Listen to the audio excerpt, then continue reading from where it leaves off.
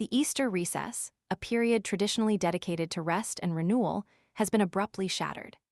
A dramatic intervention by the UK government, spurred by the looming collapse of British steel, has brought Parliament back into session this Saturday, April 12th, at 11 a.m. The emergency recall, a stark measure unprecedented since 1982, underscores the gravity of the situation and the government's determined efforts to avert a national crisis. The catalyst for this extraordinary move? The potential closure of British Steel's Scunthorpe plant, a facility of immense strategic importance to the UK. This isn't just about jobs, it's about national security, economic stability, and the future of a vital industry. Jinge Group, the Chinese company that owns British Steel, has announced plans to shut down the plant's 2 blast furnaces, jeopardizing the livelihoods of 2,700 workers and sending shockwaves through the entire steel sector. Furthermore, their refusal to pay for crucial raw materials, coal and iron ore deliveries languishing unpaid at Immingham Port, only intensifies the urgency.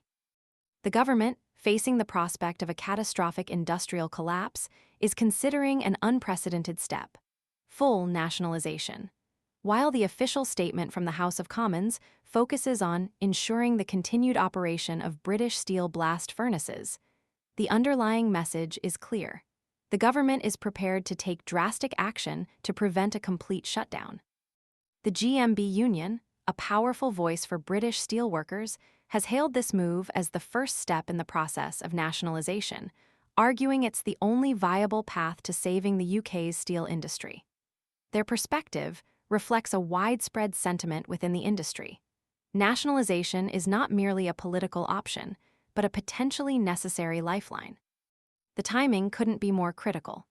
The UK steel industry is already grappling with a 25% tariff on steel exports to the US, a punitive measure imposed by the Trump administration that has significantly hampered competitiveness. This added pressure exacerbates the existing challenges facing British Steel, pushing the company closer to the brink. The Scunthorpe plant holds a unique position within the UK's steel landscape. It's the last remaining steelworks capable of producing steel directly from iron ore, a capability that many consider strategically vital for the country's national security and self-sufficiency. The potential loss of this facility would represent a significant blow to the UK's industrial capacity, impacting not only steel production, but also numerous related industries and supply chains. The decision to recall Parliament during the Easter recess is a clear demonstration of the government's resolve to tackle this crisis head-on. The last time such a measure was taken was in 2021, during the chaotic evacuation of Afghanistan, highlighting the exceptional nature of this situation. The implications are far-reaching, extending beyond the immediate concerns of British steel workers and encompassing the broader economic and geopolitical landscape. This isn't simply about rescuing a failing company.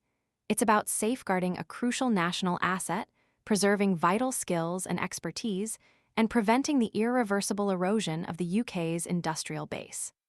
The coming days will be pivotal as Parliament grapples with the emergency legislation and the government weighs the full implications of potential nationalisation.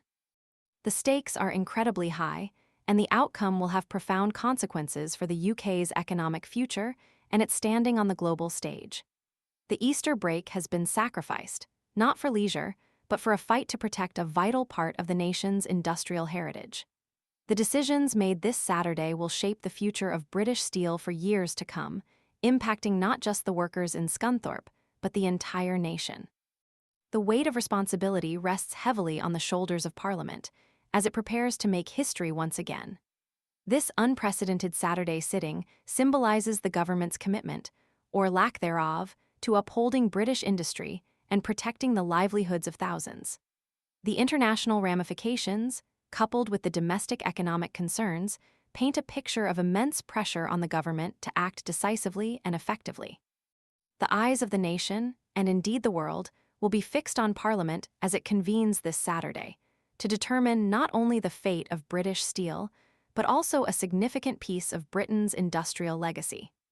The consequences of inaction will be far-reaching and long-lasting, etching a defining moment in the country's economic history.